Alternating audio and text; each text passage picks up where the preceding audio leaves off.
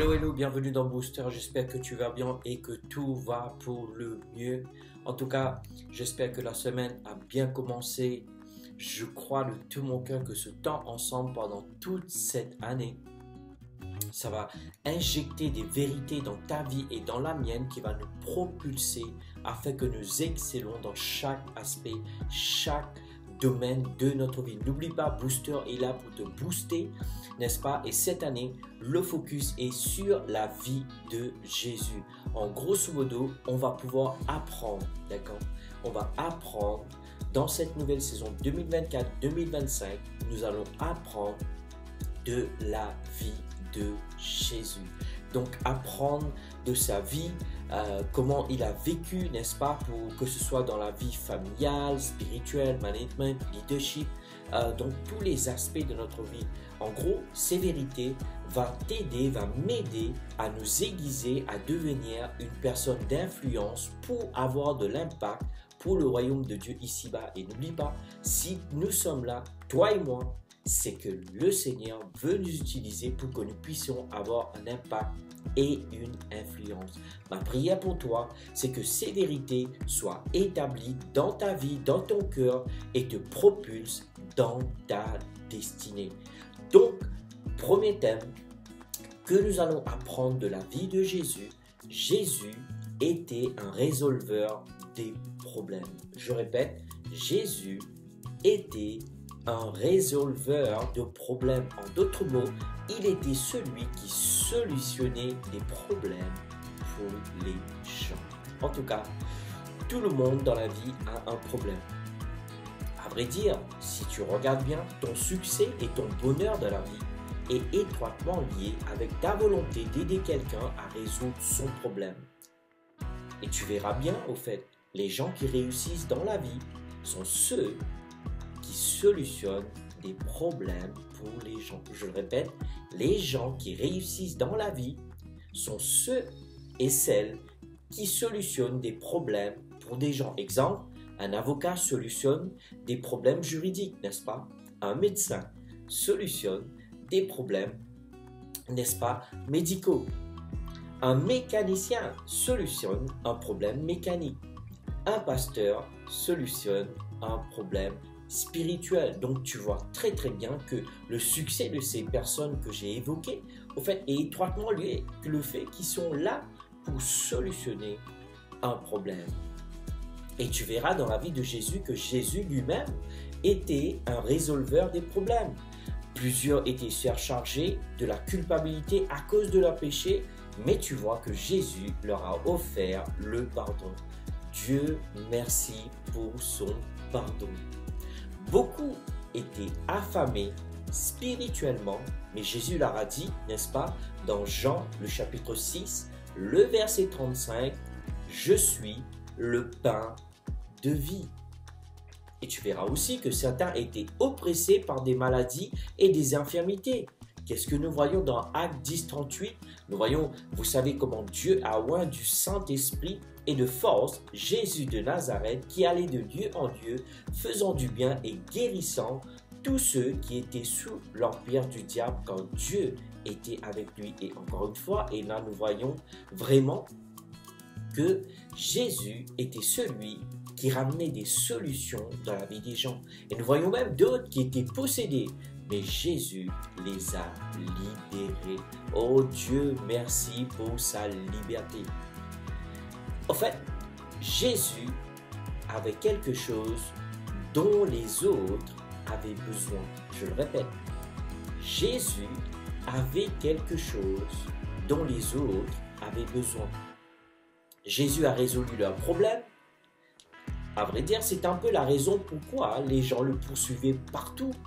N'est-ce pas? Si tu sais que quelqu'un pouvait résoudre ton problème, combien plus forte raison tu iras vers cette personne, n'est-ce pas? En tout cas, la voix de la sagesse, c'est ce qu'il nous aurait dit de faire. Voilà. Et tu vois très clairement, lorsque tu scrutes la vie de Jésus, je vais dire quelque chose qui n'est pas très spirituel. Les produits de Jésus ont été déclarés avec audace. Je répète, les produits de Jésus ont été déclarés avec audace. Un exemple, ces produits, la vie éternelle, joie, paix, intérieure, le pardon, la guérison et la santé et la liberté, n'est-ce pas? Il n'avait pas honte, il exprimait cela. C'était les produits qu'il ramenait à l'humanité. Je vais te poser une question avant d'aller plus loin. Est-ce que tu t'es déjà arrêté et fait un inventaire de toi-même? Je répète, je vais refaire cette phrase plus proprement, proprement dit. Je suis tellement excité, mon Dieu, mon Dieu. Est-ce que tu t'es déjà arrêté pour faire l'inventaire de toi-même? Pose-toi cette question, bien-aimé. Qu'as-tu à offrir aux autres?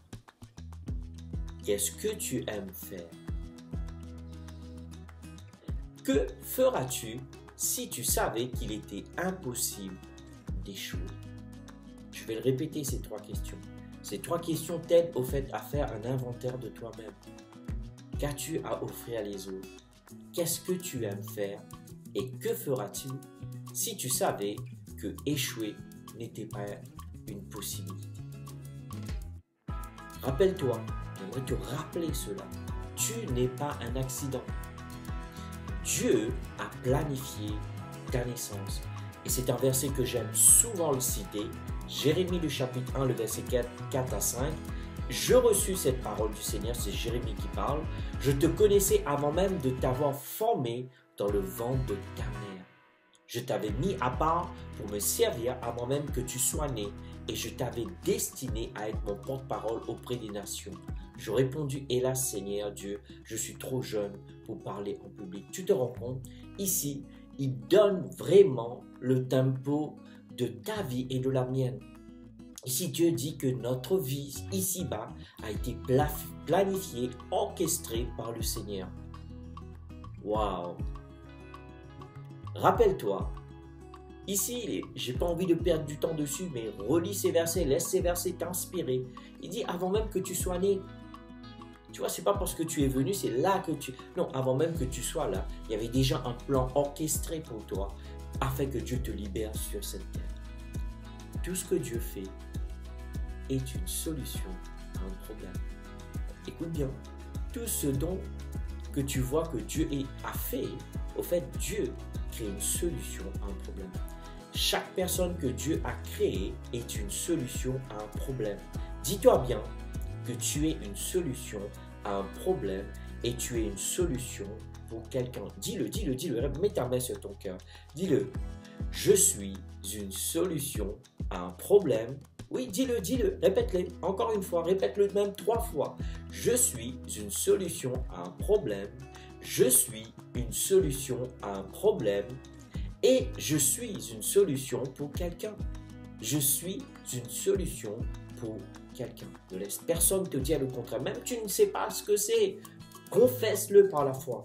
Et je te garantis d'ici quelques temps, tu verras que le Seigneur va faire en sorte que tu découvres ce que Dieu veut que tu fasses et que tu seras une solution à un problème et tu seras une solution pour quelqu'un. Rappelle-toi, tu as ta contribution à donner sur cette terre. Je te répète, tu as ta contribution à donner. Vois ta contribution envers quelqu'un d'autre comme une mission de Dieu. En fait, la contribution que tu apportes dans la vie de quelqu'un d'autre, vois-le comme une mission de la part de Dieu. Ta mission est toujours envers quelqu'un ou envers un peuple. Exemple, Moïse était assigné aux Israélites. Aaron, par contre, était assigné à Moïse. Je répète, Moïse était assigné au peuple d'Israël. Néanmoins, Aaron était assigné à Moïse. Ta mission va toujours résoudre un problème. Ta vie est une solution pour quelqu'un qui est dans un problème actuellement. Trouve ceux qui ont besoin de toi et trouve ce que toi tu as à les offrir. Je répète, trouve ce qu'ils attendent de ta part et trouve ce que toi tu as à offrir. Dis-toi bien, ta vie est comme une offrande. C'est pour ça que je parle de contribution. C'est ce que tu contribues, tu t'offres pour servir, n'est-ce pas? Trouve ces gens-là, s'il te plaît, et cherche, demande Dieu. Construis ta vie autour de cette contribution. Ne te détourne pas. Si tu constates qu'il y a quelque chose que tu peux contribuer pour aider quelqu'un d'autre, c'est un peu ta mission au fait. C'est un des secrets de la vie de leadership de Jésus. Il était un résolveur de problèmes. Il était celui qui règle les problèmes. Rapidement, avant de terminer, faisons cette prière. Père Céleste, aide-moi à être un résolveur des problèmes. Donne-moi la sensibilité afin de voir ceux qui ont besoin de moi et aide-moi à voir en quoi je pourrais les aider. Merci de m'avoir créé afin d'être une solution à un problème. Au nom de Jésus. Amen. Avant qu'on se quitte, pose-toi ces questions. Quel type de défi as-tu déjà fait face et que tu as pu surmonter avec brio? Maintenant, comment peux-tu aider les autres à appliquer ce que tu as appris lorsque tu as pu surmonter ce problème en question? Et pour terminer, la dernière, pas la moindre, comment peux-tu faire une contribution positive durant les jours à venir? En tout cas, je te remercie pour ton temps, je te remercie pour tes likes, tes partages et tes commentaires. Tout ce que je peux prier pour toi, c'est qu'au travers de cette vidéo, que tu commences à comprendre que tu es un résolveur de problèmes. En tout cas, je te dis à très bientôt. Big bisous et je te dis à la semaine prochaine. Bye bye.